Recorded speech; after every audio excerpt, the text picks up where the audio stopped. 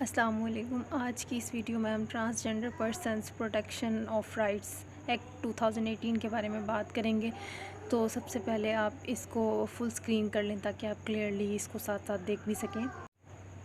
پچھلے کچھ دنوں کی خاموشی کی وجہ محض یہ تھی کہ میں مکمل ریسرچ کے بعد آپ کو اس پروپیگنڈا کے بارے میں بتانا چاہتی تھی کہ جو ٹرانسجنڈر ایکٹ 2018 کے نام پر چلایا گیا۔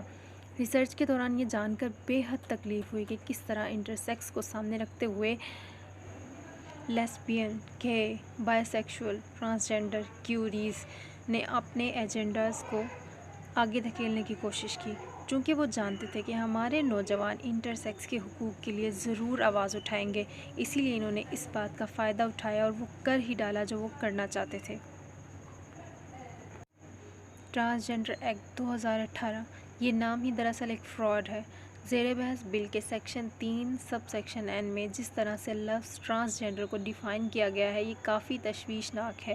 تمام تر تاریخ کو اس قدر گھما کر پیش کیا گیا ہے کہ اتنے دن گزر جانے کے بعد بھی عوام مطلب ہی نہیں سمجھ پا رہی۔ میں سب سے پہلے ان ڈیفینیشنز کو الگ الگ ڈیفائن کرنا چاہوں گی تاکہ آگے کی گفتگو میں آسانی ہو جائے۔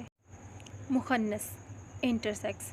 لفظ مخنث سے مراد وہ لوگ ہیں جن کے اعضاء میں پیدائشی طور پر کوئی ابہام پایا جائے۔ ٹرانسجنڈر وہ لوگ جو یہ خیال کرتے ہیں کہ ان کی جنس پیدائشی طور پر جنس سے مختلف ہے۔ یہ مکمل طور پر ایک انڈیویجول کے احساسات پر مبنی ہے کہ وہ خود کو کیسا محسوس کرتا ہے۔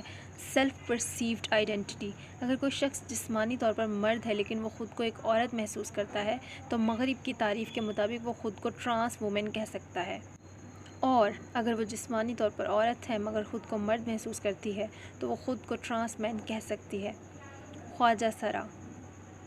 اردو لغت میں اس لفظ سے مراد وہ مرد ہیں جن کے جنسی اعضاء کی کیسٹریشن کی جائے، مگر آج کل یہ لفظ مخنث کے لیے بھی استعمال کیا جاتا ہے۔ ٹرانسجنڈر ایکٹ 2018 کے نام سے پاس کیے جانے والے بل کا مقصد دراصل ان لوگوں کے حقوق کا تحفظ ہے جنہیں یہ معاشرہ حقارت کی نظر سے دیکھتا ہے، جن میں بل کے مطابق ٹرانس مین، ٹرانس وومن، خواجہ سرا، انٹرسیکس وغیرہ شامل ہیں۔ اگر دیکھا جائے کہ اس کے اصل حقدار تو وہ لوگ ہیں جو پیدا ہی اس طرح ہوئے۔ یہ تمام حقوق صرف اور صرف مخنث کے لیے استعمال ہونے چاہیے۔ ٹرانسجنڈرز کا اس میں شامل کرنا ہی ان حقوق کی توہین ہے۔ یہاں پر میں بل کے کچھ اہم نکات کا ذکر کرنا چاہتی ہوں۔ زیر بحث بل کے مطابق 18 سال کی عمر ہونے پر کوئی بھی شخص نادرہ جا کر اپنی مرضی سے اپنا جنڈر بدلنے کا اختیار رکھتا ہے، اور نادرہ ہر صورت میں ان کی بات پر عمل کرنے کا پابند ہے۔ یہ بل نہ صرف گورنمنٹ پر اس لیے زور دیتا ہے کہ انٹرسیکس کے ساتھ ساتھ ٹرانسجنڈرز کے حقوق کا تحفظ بھی یقینی بنائے، لیکن انہیں ہر طرح سے جنڈر کو اپنی مرضی کے مطابق چینج کرنے کے لیے فیسیلیٹیٹ بھی کرے۔ سرجری، آواز میں تبدیلی، ہارمونز وغیرہ۔ میرے خیال میں تو انہیں ڈاکٹر کی بجائے کسی ماہر نفسیات کے پاس لے کر جانا چاہیے۔ اگر کوئی لڑکا سرجری نہیں کرواتا لیکن پھر بھی وہ خود کو ایک لڑکی محسوس کرتا ہے، تب بھی وہ نادرہ جا کر خود کو عورت رجسٹر کروا سکتا ہے، اور اس حساب سے وہ کسی دوسرے لڑکے سے شادی کرے تو قانونی طور پر اس کے لیے کوئی روک ٹوک نہیں۔ اسی طرح ایک لڑکی بھی دوسری لڑکی سے شادی کر سکتی ہے، جو کہ قانون میں ایک بہت بڑا ستم ہے جسے کھلا چھوڑ دیا گیا ہے اور کوئی بھی اس کی مخالفت کرنے والا نہیں۔ میں بذات خود ایسے بل کے حق میں ہوں جو انٹرسیکس کے حقوق کو تحفظ دے۔ مجھے واحد اختلاف یہ ہے کہ یہ حقوق صرف انٹرسیکس کے لیے ہونے چاہیے، کیونکہ انصاف پر ان کا حق ہے، ٹرانسجنڈرز کا نہیں۔ بلکہ میرے نزدیک تو ایسے لوگ سزا کے مستحق ہیں جو ہومو سیکشولیٹی جیسی برائی کو عام کرنے پر تلے ہوئے ہیں۔ میں خواجہ سرا کمیونٹی کے حقوق کے لیے ان کے ساتھ کھڑی ہوں، مگر اس ٹرانس کی تعریف پر تو خود خواجہ سرا کمیونٹی بھی اختلاف ہے، کیونکہ اس طرح ان کے حقوق ان لوگوں کی ٹرانسجنڈرز کو مل جائیں گے جو کہ اس کے حقدار نہیں، اور یہ مظلوم طبقہ وہیں کا وہیں رہ جائے گا۔ بڑے دکھ کے ساتھ کہنا پڑ رہا ہے کہ قصوروار دراصل ہمارا ہی ہے۔ اگر ہم اپنے ملک کے حالات سے باخبر ہوتے، خود کو ان میں انوالو کیے ہوئے ہوتے، تو پارلیمنٹ میں بیٹھے ہوئے کسی سینیٹر کو اتنی مجال نہیں ہوتی کہ وہ ہمارے ہی ناک کے نیچے کوئی ایسا گل کھلائیں۔ افسوس کا مقام ہے کہ سینیٹر مشتاق احمد، جن کا تعلق جماعت اسلامی سے ہے، کے علاوہ کسی نے اس نقطے پر اختلاف نہیں کیا بلکہ اس کی تائید کی۔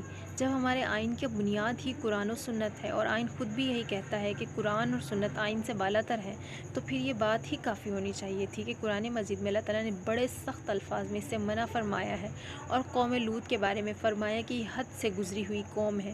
میری سمجھ سے باہر ہے کہ پارلیمنٹ کے فلور پر موجود لوگوں کی زبانیں اس کی حمایت کرتے ہوئے لڑکھڑائی کیوں نہیں، ان کے دل کیسے نہیں کانپے۔ افسوس، بے حد افسوس۔